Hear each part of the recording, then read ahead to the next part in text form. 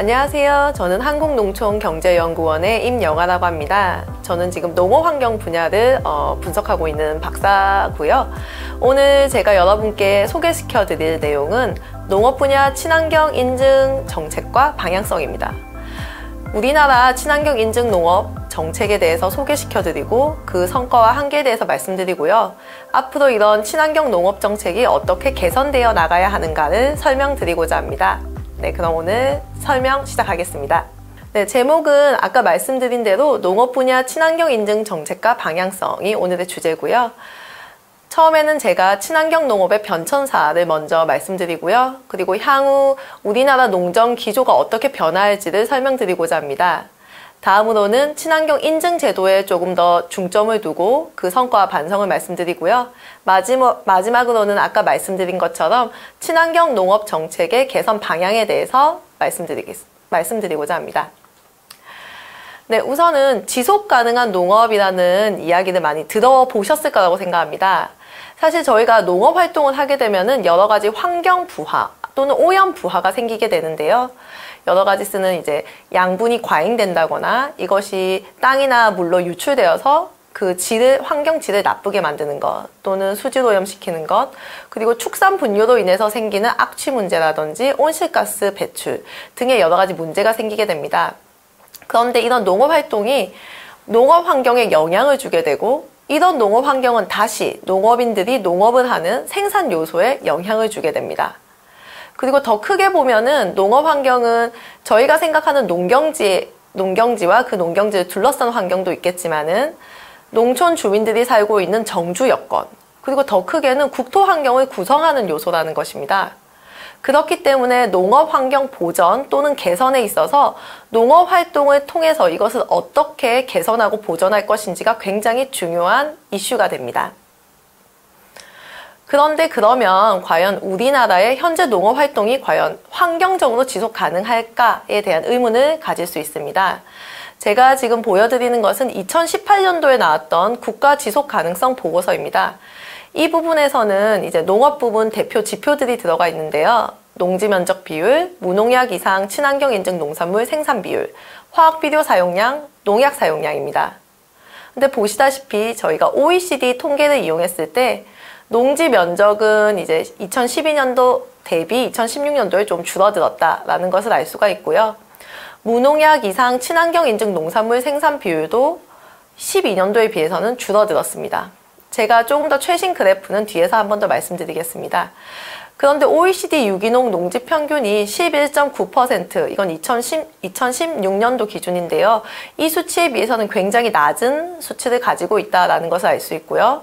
그리고 화학비료 사용량이나 농약 사용량도 농경지 면적당 사용량이 굉장히 높은 수준에 있습니다. 해서 지금 저희가 하고 있는 농업의 대부분의 형태는 굉장히 고투입 농법이다라고 볼 수가 있습니다. 그러면 과연 우리가 어떻게 이것을 저투입 농법으로 만들고 조금 더 환경적으로 지속 가능하게 만들 것인가 라는 것은 계속된 저희의 문제의식이라고 볼 수 있습니다. 이와 더불어서 국내 친환경 농업과 관련해서는 사실 민간에서부터 여러 가지 운동처럼 여러 가지 흐름이 있어 왔습니다. 그래서 예를 들어 사실 일제시대부터 이런 역사는 거슬러 올라갈 수 있지만요. 이제 최신 연도를 본다면은 1970년도부터는 친환경 농업의 맹하기라고 생각할 수 있고요. 이때는 인증 농업이라기보다는 생명 농업이라는 키워드에 초점을 맞추고 있습니다. 해서 60년대 이후 이제 경제 개발 계획에 의해서 여러 가지 이제 개발이 되고 이런 난개발로 인해서 환경 문제가 이슈가 되고 해서 이로 인해 생명 운동을 중심으로 한 친환경 농업을 해야 한다라는 이제 민간의 운동이 있었고요. 이때 정농회나 한국유기농업협회 등에서 유기농업 기술을 정립하고 확산하는 것에 이제 포커스를 맞추었습니다. 이러한 친환경 농업에 대한 이제 중요도에 대한 인식은 점차 높아졌는데요. 1980년도에 대해서는 소비자들이 안전식품에 대한 의식이 높아졌습니다. 이에 따라서 당연히 안전한 농산물을 생산할 수 있는 친환경 농업에 대한 관심도 함께 커졌고요. 이것은 결국 생협운동이라고 하는 소비자와 생산자가 연대한 하나의 운동 형태로 다시 나타나게 됩니다. 네, 1990년도에 들어서는 이러한 민간운동에서 친환경 농업과 관련된 제도화가 이루어지게 됩니다. 해서 국민적 인식이 상승한 것에 따라서 유기농업 제도 기반을 구축하게 되었고요. 이때 유기농업 확대를 위한 연대 체계도 구축되고 특히 생협의 어떤 운영이나 한계를 벗어나서 지역연대도 구성되게 됩니다. 이러한 부분은 2000년대에 들어와서는 웰빙 트렌드와 함께 더 강화되게 됩니다.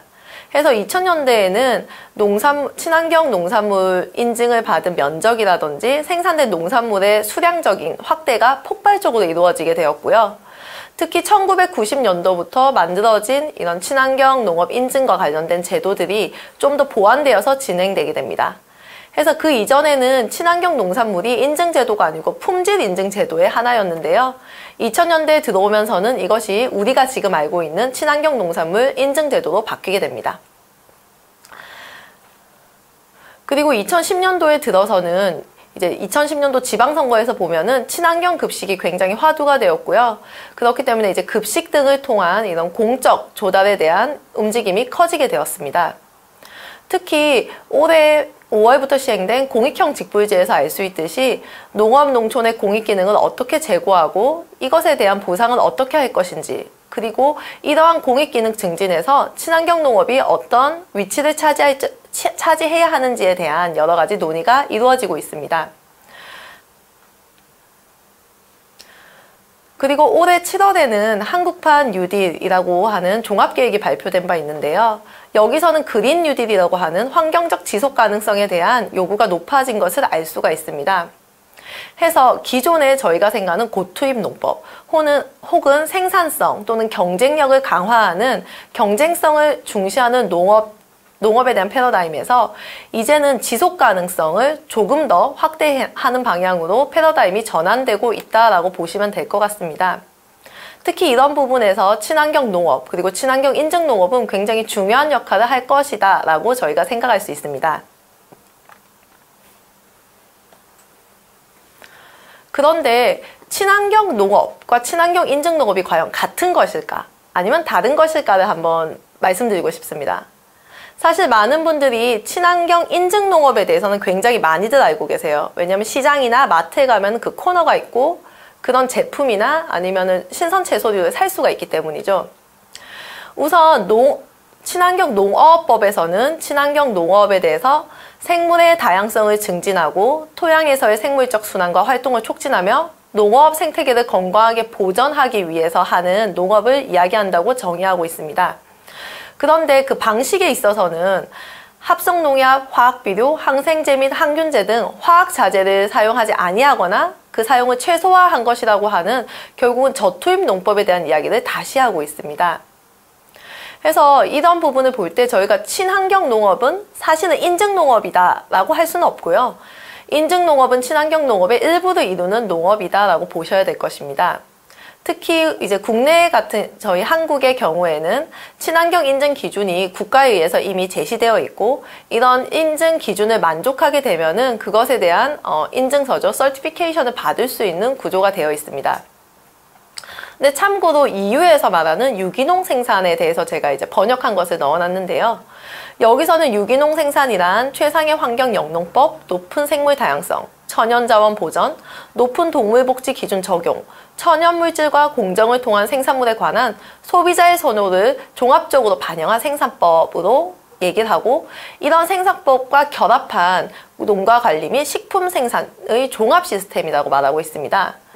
그래서 보시면은 우리나라의 친환경 농업과는 조금 다른데요. 왜냐하면 저기서는 이제 유기농 생산을 다루기 때문이라고 볼 수도 있지만은 그럼에도 불구하고 우리나라가 화학 자재의 사용에 대한 부분을 중심적으로 이제 법에 규정한 것과는 다르게 EU의 규제, 레귤레이션에 있어서는 이것보다는 조금 더 넓은 범위의 생산 방법을 이야기하고 있다라고 볼 수 있습니다.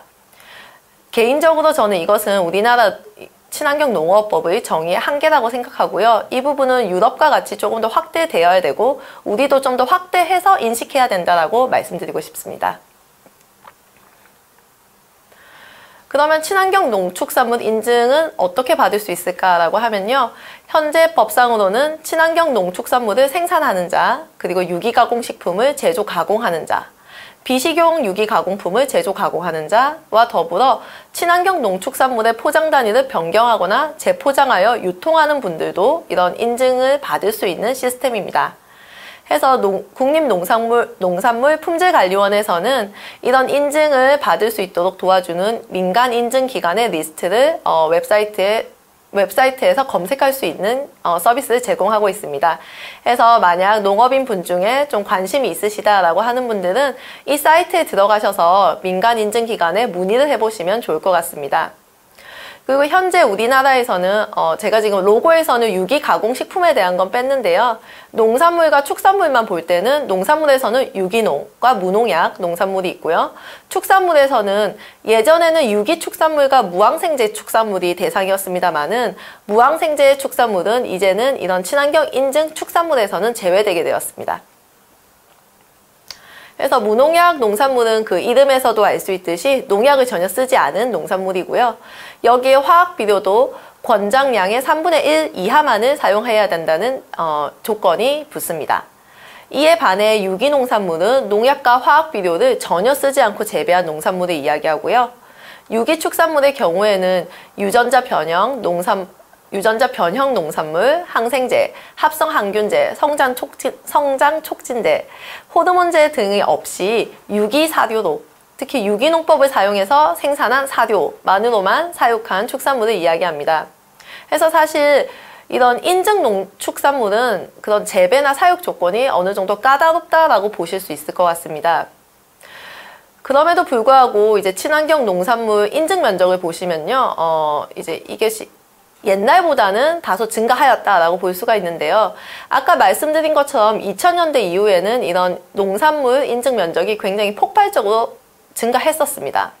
하지만 이것이 부실 인증 논란이라든지 그래서 이렇게 부실 인증 농가들이 빠져나가게 되고 그리고 예전에는 저농약 농산물도 인증 농산물에 포함이 되었었는데요. 이제 2015년 이후 이제 그 저농약 농산물도 인증 제도에서 제외되게 되었습니다.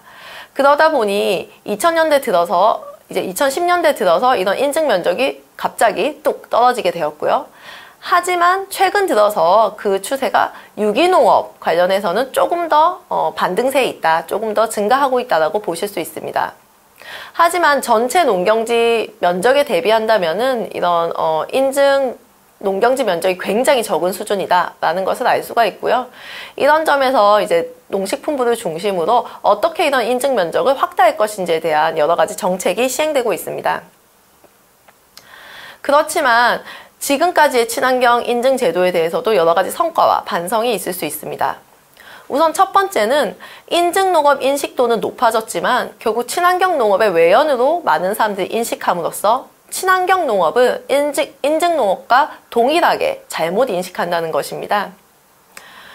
그래서 이건 앞서 말씀드린 것처럼 친환경 농업과 친환경 인증 농업은 다르다라는 것을 이제 저희가 염두에 둘 필요가 있고요. 그리고 이제까지 친환경 농축산물에 대해서는 건강성, 안전성에 대한 부분이 굉장히 포커스를 맞추어서 홍보가 이루어졌습니다. 그러다 보니 소비자들이 친환경 인증 농축산물을 사용하는 또는 선택하는 이유가 이제 본인과 가족의 건강을 위해서라는 것이 굉장히 컸는데요. 사실 저희가 친환경 농업을 하고자 하는 것은 농업 환경을 보전하고 더 나아가서는 국토 생태계 또는 국토 환경을 보전하기 위함입니다. 이런 점에 대해서는 여전히 건강성, 안전성에 비해서 소비자 인식도가 낮다라고 볼 수가 있고요. 여기에 대해서는 국민적 공감대를 조금 더 끌어올릴 필요가 있다고 볼 수 있습니다.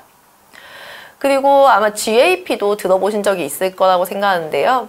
이제 GAP 농산물의 경우에는 사실은 이제 이런 오히려 안전성이 아니라 위생에 초점을 둔 인증 제도입니다. 그래서 GAP는 사실은 규범적으로는 당연히 해야 한다라고 생각하는 부분이 있는데요. 이것이 우수 농산물이라는 이름을 가지게 되면서 친환경 인증 농축산물과 어느 정도 경쟁하는 관계가 되어버렸습니다. 사실은 굉장히 그 범위라든지 그런 수준이 굉장히 다른 부분인데요. 그래서 이것이 굉장히 소비자에게 혼란을 일으키고 있다라고 말씀드릴 수 있습니다. 그리고 두 번째는 이런 환경보전형 영농법에 관한 보상이나 지지가 부족하다라는 이제 논의가 있었는데요. 우선은 기존 인증농업의 공익적 기능 제고에 대해서도 현행 직불제 체계에서 나가는 단가로는 너무 낮은 것이 아니냐라는 말들이 있습니다. 해서 이제까지는 친환경 인증 농업하고 농업과 축산업에 종사하는 분들에게 나가는 이제 친환경 농업 직불금은 그 단가가 다소 높아지는 방향으로 이제 그 정책이 제도가 계속 개선되어 왔었고요. 하지만 여기서는 국민이 과연 이러한 공익적 기능 혹은 가치를 인식하느냐, 그리고 이것에 대한 농업인이 생각하는 가치와 이것이 어느 정도 부합하느냐에 대한 근본적인 검토가 필요한 상황입니다. 또한 환경보전형 영농을 위해서 이제 만들어진 여러 가지 지원 사업 중에 예를 들어서 유기질 비료와 토양 개량제 등 현물 중심의 지원이 있는데요. 이런 현물 중심의 지원은 결국 농업인이 생산 요소를 선택하게 하는 자유도를 하락하기 때문에 오히려 생산의 비효율성을 가져왔다라는 지적도 있습니다. 또한 공익형 직불제의 경우에도 올해 5월 새롭게 이제 개선된 직불제가 도입되긴 하였으나 기본 공익형 직불, 즉 조금 더 소득 보전 쪽에 중점을 둔 공익형 직불제에 대한 이제 개선만이 중점을 이루어졌고요. 사실 저희가 공익기능 증진이라든지 환경적 지속 가능성을 높이기 위해서 사용해야 한다고 보는 선택형 공익 직불제에 대한 부분은 확대가 거의 이루어지지 않았다라고 볼 수 있습니다. 그래서 이 부분은 저희가 좀 반성하고 가야 될 부분이다라고 말씀드리고 싶습니다. 그리고 세 번째는 친환경 농업 육성 정책 추진 체계의 한계인데요. 우선은 이런 농업 환경, 친환경을 얘기하려고 하면은 굉장히 다양한 전문성이 요구됩니다. 왜냐하면 저희가 이제 생각하는 환경 매체들로는 크게는 토양, 물, 대기들이 있지만 이와 관련해서는 어떻게 토양질을 만들 것인지, 지력을 향상시킬 것인지, 수질 또는 수량 관리를 어떻게 할 것인지, 악취 문제나 온실가스 배출량에 대해서는 어떠한 대응을 해야 될지, 그러면 농촌 경관은 어떻게 보전하고 이에 따른 생물 다양성은 어떻게 개선시켜야 될지 등 굉장히 다양한 과학적 이슈들이 연계되어 있습니다. 예를 들어서 양분 관리를 보면요. 이제 양분 관리는 농경지에 비료를 얼마나 집어넣고 이 비료를 작물이 얼마나 흡수하고 여기서 남은 양분이 어떻게 환경에 나가서 환경에 오염을 일으키느냐를 종합적으로 관리하는 부분인데요. 이런 양분 투입이라든지 양분 산출에 대해서도 가축 분뇨 관리라든지 화학 비료, 그 외 부산물 비료 관리, 작부 체계 관리, 그리고 양분 저감 또는 양분의 비농업계로의 이동 등 여러 가지 기술이 있어야 되고 연구 개발이 필요하다는 점입니다. 그리고 2020년도 아까 말씀드린 것처럼 한국판 뉴딜 중에서 이제 그린 뉴딜에 대한 이야기가 나왔고요. 특히 올해 10월 28일 날 대통령께서 국회에서 2050년까지 탄소 중립을 선언했습니다. 탄소 중립은 온실가스를 배출하는 것만큼 온실가스를 흡수시켜서 그 사이에 순 배출량을 0으로 만들겠다는 부분입니다. 그러기 위해서는 이제 탄소를 저장하거나 흡수하는 것도 중요하지만은 기존에 배출하는 온실가스를 적게 만드는 것도 중요한데요. 과연 이것이 현재 특히 경쟁력을 이제 중시하는 농정 체계에서 이런 탄소 중립을 이룰 수 있는가에 대한 근본적인 의문이 지금 제기되고 있고요. 또한 여기에 대해서 중앙정부의 현행 조직 체계가 이러한 환경성에 대응할 수 있는가? 그리고 이것이 중앙정부의 노력뿐만 아니라 지역 단위의 환경 관리가 필요할 것인데 그럼 지자체의 역량과 중앙정부의 역량의 차이는 어떻게 극복할 것인가 등에 대한 논의가 필요한 사항입니다. 그리고 이제 친환경 인증 농산물이라든지 친환경 농산물에 대해서는 저희가 이제 신뢰제라는 말을 사용하는데요. 문제는 저희가 이런 인증 로고를 빼고 봤을 때 관행농법으로 재배된 농산물 또는 축산물과 인증 농축산물 사이에 이런 색이라든지 향이라든지 맛이라든지 크기라든지에 대해서는 서로 구분이 되지 않는다는 것입니다. 그렇기 때문에 지금 친환경 인증 농축산물은 관행 농축산물에 대비해서 유통 경로를 다르게 두고 포장되고 가공되어서 소비자에게 전달되는 형식을 가지고 있습니다. 해서 소비자는 이것에 대한 신뢰를 바탕으로 인증 농축산물을 사게 되는데요. 우선은 현행 체계는 국가가 지정한 민간 인증 기관이 이런 인증을 하게 한다는 점에서 굉장히 중앙 집권적인 국가 주도의 인증 체계를 가지고 있다라고 볼 수가 있고요. 그러다 보니 이런 농업인과 소비자 사이의 신뢰관계가 과연 정확하게 형성되었는가에 대해서는 반성이 필요합니다. 과연 로고가 없을 때 국가에서 인증한 인증 로고가 없을 때 이런 농축산물을 믿고 살 수 있을까에 대해서 한번 저희가 생각해 볼 필요가 있고요. 그리고 앞서 말씀드린 이런 제도들이 지금은 농산물 인증제, 축산물 인증제라고 나오는데요. 이것은 굉장히 결과지향적인, 결과 중심의 인증 체계라고 볼 수 있습니다. 그렇다면 사실은 어느 농가가 굉장히 열심히 환경 친화적인 영농법을 써서 농산물을 생산했음에도 불구하고 농산물에서 결과적으로 검사했을 때 우연히 농약이 검출되었다 라고 하면은 결국은 이런 농가가 수십 년 또는 몇 년간 해왔던 이런 친환경적 영농법에 대한 신뢰가 무너져 내리는 부분이 있습니다. 그렇게 해서 굉장히 억울해하는 농가분들도 많다고 제가 알고 있는데요. 이런 점에서는 이런 농가의 과정 중심적인 인증체계로의 전환이 필요하다라는 부분이 있고요. 특히나 이런 점에서는 소비자의 신뢰를 높이기 위해서 소비자가 함께 참여하는 참여 인증체계를 한번 고려할 필요가 있고요. 지금 일부 생협에서는 이미 시행 중인 제도이기도 합니다. 그리고 특히 소비자가 공감하는 공익적 기능에 대한 우리가 모두 더 아름답고 건강하고 환경적으로 깨끗한 환경을 위해서 노력한다는 점에서 이제 공감할 수 있는 지표를 설정하고 이것에 대한 홍보 또는 마케팅이 이루어져야 된다는 점을 말씀드릴 수 있습니다. 그리고 이제까지의 친환경 인증 제도는 지역 순환성이라든지 이런 지역적 지속 가능성에 대한 고려도 미흡했습니다. 우선은 앞서 말씀드린 것처럼 중앙정부라든지 지방정부에 이루어진 이제 부처 간의 또는 부서 간의 칸막이가 굉장히 높았고요. 그러다 보니 농업환경이라는 이슈에서 여러 가지 다양한 부서의 협동이 필요한 사항이지만은 결국은 분절된 각각 떨어진 이런 접근이 많이 되게 되었습니다. 그래서 이제 제가 예시로 들은 것은 예를 들어서 유기농업 자재 지원 사업을 생각하려면은 더 넓게는 지역 단위 양분 관리라든지 가축 분뇨 자원화, 그리고 이와 관련된 유기농업 자재 사용에 대한 농업인 교육, 그리고 유기농업 자재를 공시제도로 운영하고 있기 때문에 공시 수수료 지원, 그리고 유기농업 자재 수출 확대 정책 등과의 많은 연계가 필요하다는 것이지요. 그리고 이러한 통합적인 접근과 더불어서 지역 단위 순환농업체계 구축이 필요한데 이것은 쉽게 본다면은 농축산 부산물의 활용을 통해서 자원 이용의 효율성을 증가시키는 것입니다.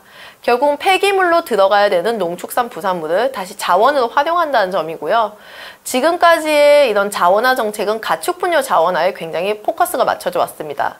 그리고 그럼에도 불구하고 가축 분뇨가 자원화된 다음 이 자원이 다시 지역 안에서 순환되는 것까지 고려하기에는 조금 미흡하지 않았나라는 말씀을 드릴 수 있습니다. 그리고 여섯 번째는 아까 말씀드린 것처럼 저희가 2050년 탄소 중립을 선언했음에도 불구하고 아직까지는 저탄소 농업체계를 구축했다라고 말하기는 굉장히 어렵습니다. 특히 지금 저탄소 영농법 보급과 관련한 지원 사업이 있음에도 불구하고 이제 농업농촌 자발적 온실가스 감축 사업이라든지 저탄소 농축산물 인증제도, 그리고 배출권 거래제 외부 사업 방법론 등록과 활용이라는 여러 가지 정책 수단이 있으나 여기에 대해서는 많은 분들이 잘 모르십니다. 국민들도 모르고 농업인들도 잘 모르시고요. 농축산물 생산, 가공, 유통, 소비에 이르는 전 과정에서의 온실가스 배출에 관한 분석이 필요하지만 이런 전문적인 분석 자료도 굉장히 부족합니다. 해서 기존의 환경친화 영농법이라고 할 수 있는 부분들의 온실가스 배출 절감 효과에 대해서도 어느 정도 우리가 고민을 해야 되고 이것을 어떻게 2050 탄소 중립을 위해서 사용할 것인지를 이제는 고민해야 된다라는 말씀을 드리고 싶습니다. 해서 제가 지금 이제 개선 방향에 대해서 말씀드리려고 하는데요. 이런 부족한 점을 어떻게 개선할 것인가? 그리고 이것은 인증 제도의 개선이 아니고 친환경 농업이라고 하는 더 큰 의미에서의 환경 친화적 농업 체계를 만들어야 되고 여기에 대한 개선 방향으로 정리해 보았습니다. 첫 번째는 인증 농업을 넘어선 친환경 농업의 외연 확대가 필요하다라는 말씀 드릴 수 있고요. 예시로 2019년도에 농업환경 보전 프로그램이라는 이제 농업환경 지불 프로그램이 도입된 바 있습니다. 올해 2020년 기준으로 25개 마을에서 시행 중인데요. 안타깝게도 지금 신규 예산 확보에서는 실패한 것으로 알고 있습니다. 그러면은 저희가 이제 흔히 말하는 관행농사, 관행농법과 그 다음에 무농약 유기 인증을 받는 인증농법이 있으면 그 사이에 존재하는 환경 친화적 영농법에 대해서는 우리가 어떻게 접근해야 될 것인가. 그리고 이런 부분도 분명히 친환경 농업 정책의 대상이 될 수 있다라는 말씀을 드릴 수 있고요. 두 번째는 아까 말씀드린 현물 중심의 지원은 굉장히 생산의 효율성이라든지 비용 효과성을 해치는 부분이 될 수 있기 때문에 직불제 형태의 정책수단 전환이 필요하다라는 말씀을 드릴 수 있습니다. 특히 올해 5월에 도입됐던 공익형 직불제를 생각한다면 선택형 공익 직불제를 조금 더 질적으로 양적으로, 즉 질적으로라는 말씀은 여기서 다루는 친환경 인증 농업 직불이라든지 아니면은 경관보전 직불 외에도 여러 가지 생태계 서비스를 줄 수 있는 영농법에 대한 그런 유형에 관한 직불제가 조금 더 추가될 필요가 있고요. 그리고 이런 범위라든지 아니면 단가라든지에 대한 부분도 많이 고민할 필요가 있습니다. 또한 친환경 농업 육성 정책의 추진체계 통합이 필요한데요. 이 부분은 우선 전문가들 네트워크, 특히 환경 부문 전문가들과 농업 분야 전문가들이 함께 노력할 필요가 있다는 것이 있고요. 이런 전문가들의 연구 결과라든지 논의 결과를 농식품부 정책사업과에 연계하는 것도 하나의 과제가 될 수 있습니다. 특히 한국판 그린 뉴딜 방향성에 부합하는 중점 과제나 세부 과제를 뽑아내는 것이 굉장히 중요하고요. 이런 점에서는 농림축산식품부의 컨트롤 타워 기능이 좀 더 강화될 필요가 있다라는 말씀을 드릴 수 있습니다. 또한 이것이 중앙정부가 홀로 이끌어 나가는 것이 아니고요. 친환경 농업 육성 또는 이런 환경 친화적 영농법 보급에 관한 지자체에게도 일정한 의무나 권한을 부과할 필요가 있다라는 부분을 말씀드리고 싶습니다. 그리고 소비자 신뢰도 제고를 위한 참여 인증 체계 강화도 하나의 과제가 될 것이고요. 이와 함께 소비자가 공감하는 지표를 설정하고 이에 대한 데이터를 모아나가는 것도 농업 분야에 필요한 노력이라고 보입니다. 지역 단위 농업 환경 관리 강화는 앞서 말씀드린 것처럼요. 중앙정부뿐만 아니라 지자체도 함께 노력해야 된다라는 부분과 이제 연계가 되고요. 그리고 지역 단위에서 순환농업 체계가 구축될 수 있도록 그 지역 내 협의가 굉장히 필요하다는 말씀 드릴 수 있습니다. 결국은 이러한 순환농업을 하는 주체는 경정농가와 축산농가가 중심이 될 수밖에 없고요. 이런 농가들의 이해관계에 있어서 합의점을 찾아야지만 지역 순환농업이 만들어질 수 있다고 볼 수 있습니다. 그리고 2050 탄소 중립을 위한 저탄소 농업 체계로의 전환도 장기적으로 굉장히 중요한 이슈가 될 수 있는데요. 여기에 대해서는 앞서 말씀드린 것처럼 부족한 정량적 근거에 대해서는 연구개발이 필요하다라는 말씀 드릴 수 있고요. 역시나 중앙 및 지방정부의 역할 정립이 필요하다라고 말할 수 있습니다. 특히 온실가스 감축에 대해서는 이행평가라든지 모니터링이 지금 잘 이루어지지 않고 있기 때문에 이런 이행평가와 모니터링 그리고 이것이 어떻게 환류되어서 다시 감축 계획을 수정할 수 있는지에 대해서는 지자체의 노력도 많이 필요할 것이라고 볼 수 있습니다. 네, 이제까지 들어주셔서 감사합니다.